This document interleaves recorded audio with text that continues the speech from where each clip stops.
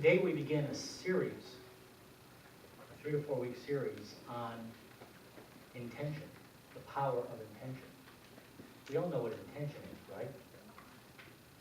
It often shows up and sounds like this.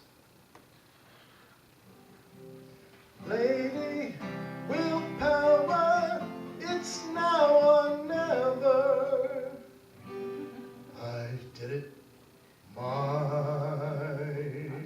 way. I'm alright, nobody worry about me. 1, 2, 3. It's the eye of the tiger, it's the thrill of the fight, rising up to the challenge of the rival. And the last one survival starts his prey in the night, and he's watching us all in the eye of the tiger.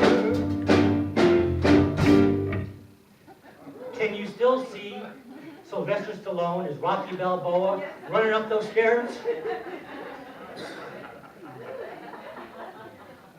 Intention by brute force. Intention by brute force.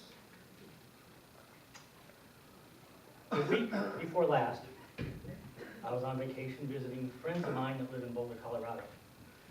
And friends of theirs said that we would be welcome to use their condominium for a couple days because they weren't going to be using it. And their condominium is situated in between 4 or 5 beautiful areas to ski. So I was with my friends Tom and Barb, and Tom had to work a few more days. So he said, "You guys go ahead, I'll catch up with you." So Barbara and I went up into the mountains, and we first started off in the western part of the state.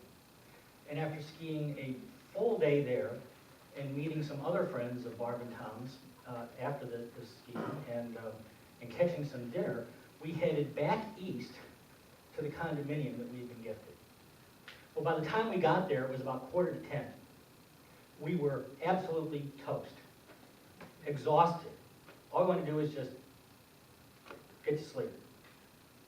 So Barbara has the combination for the key lock that's on the door frame. This little key box, you've seen it. So she punches in the combination and takes out the keys and opens the door. And we had a lot of stuff in the car to bring in. And she had, we brought in about maybe 2/3 of it. And it's scattered all over the hallway. And so she opens the door, pushes it open, throws in the few things she has in her hands and says to me, "You bring in the rest of the things from the hallway, I'll go back up to the car and get the rest." So I say, "Fine." And so the door's on a spring hinge. So it's starting to close, and I pick it open. And I reach down and I pick up the few bags here and I put them inside, and the door's closing again and I push it open again. And I reach out farther and pick up the ski boots we have, and we put those inside behind the door. And the door is closing again, I push it open. And my suitcase and backpack are even further out. So I walk out to get them and I grab them, and as I turn around, the door closes. So I walked over to the door, turned the handle. No, way. The door says to me, "Way." Locked. It won't turn. And where do you think the keys are? So I turn it again, because it's like I'm telling myself, this can't be happening. This cannot be happening. Yeah, she says, "To me." This can't be happening to me. I'm me. It's locked.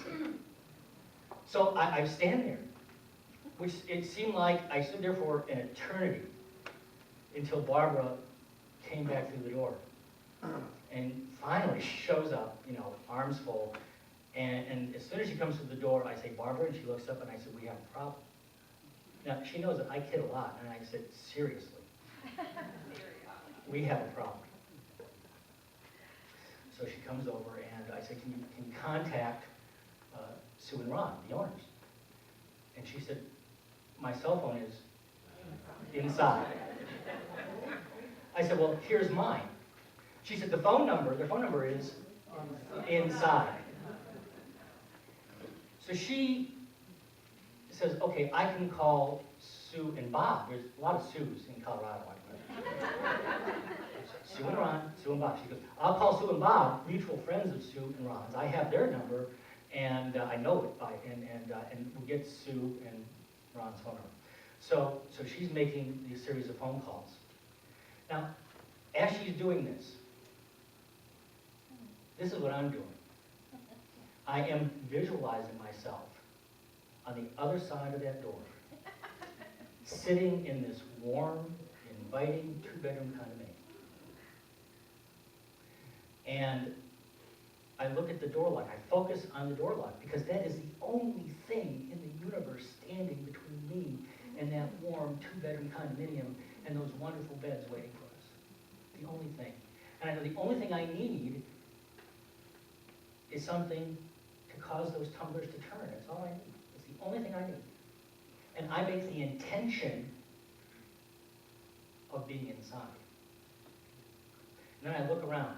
Like, what's here that could cause those tumblers to turn? It's the only thing that has to happen. It's a very simple movement. And I see, sitting on top of my suitcase, Barbara's key ring. It's got like 7 keys on it. So I pick it up. And I start with the most logical choices, the longer one, because the lock looks like it's a pretty big lock. So I try the longest key. It won't even go in. I try the second, third, fourth key. Again, big, substantial keys. They won't begin to go in. I go through the first 6 keys. I get to the last key, the 7th key. It's this tiny little dinky little key. It's that long. I kid you not. But I intend to be inside. So I put that key in. It goes in. It turns. The door opens. I think, it's a miracle.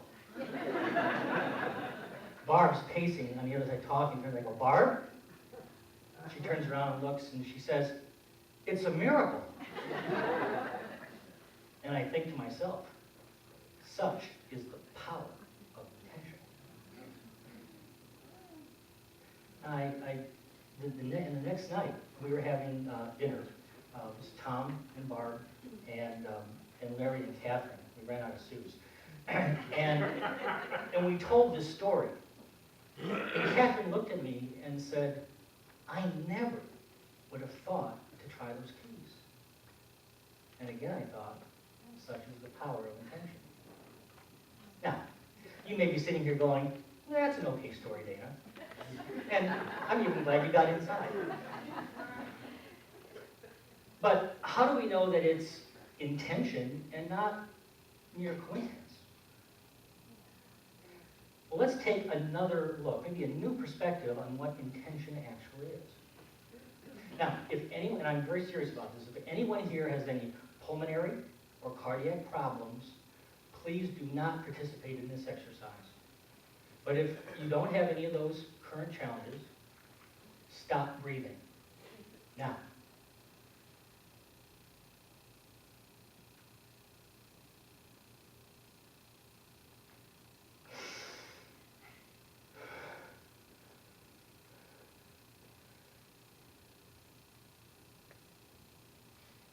Is anybody still not breathing? Keep going. See, I didn't take a big breath. I just stopped where I was. I think everybody's breathing by now, yes? Is everybody okay? Nobody's, is Joe still going? I'm going to keep going. Joe, you keep going. When I said stop breathing, you intended to stop breathing. And even now, Joe's breathing.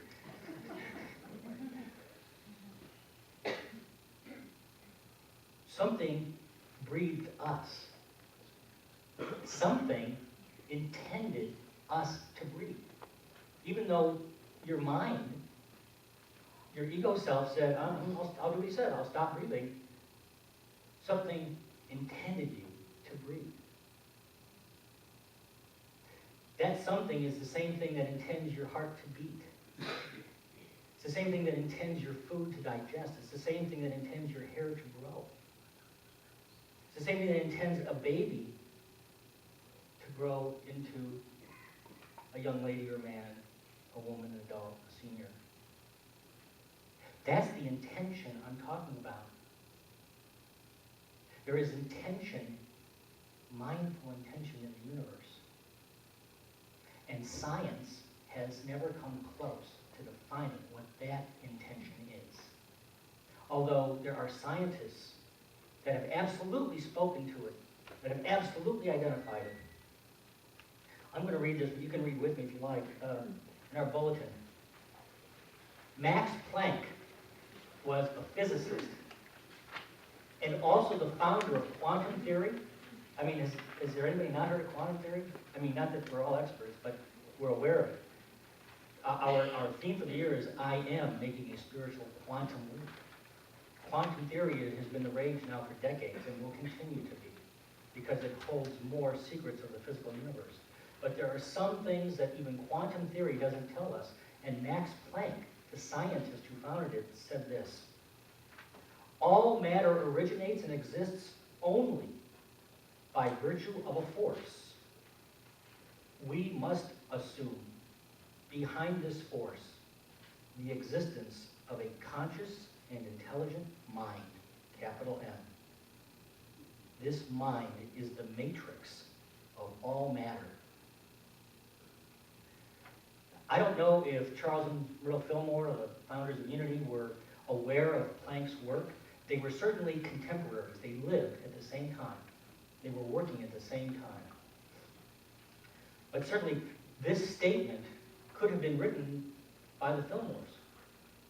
All matter originates and exists only by virtue of a force, an intended force.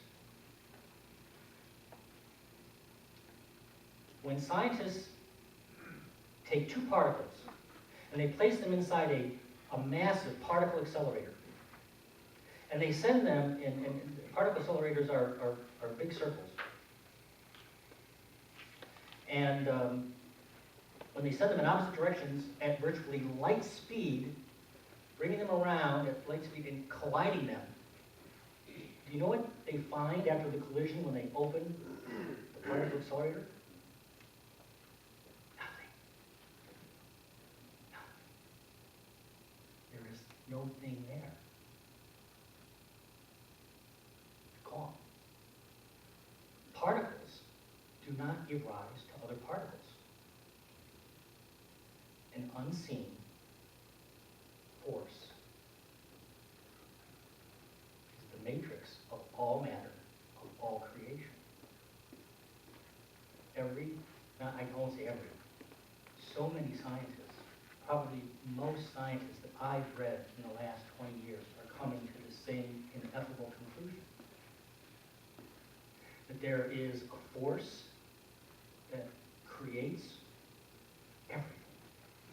It's in a field of intention that creates everything.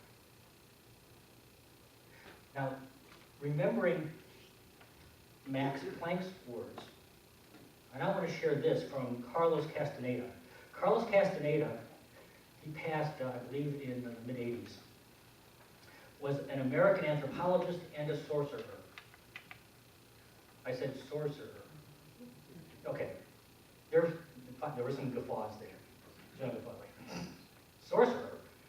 You think of Walt Disney and The Sorcerer's Apprentice, a new movie. You know what a sorcerer is? One who faces the source. One who faces the source. That's capital S. Source. What is one of our most common other words for God, for spirit? Source. That's what a sorcerer is. Just another branch of unity. Kind of. But more so than not. But he practiced what we practice. This is what he says. In the universe, there is an immeasurable, indescribable force, same word that Max Planck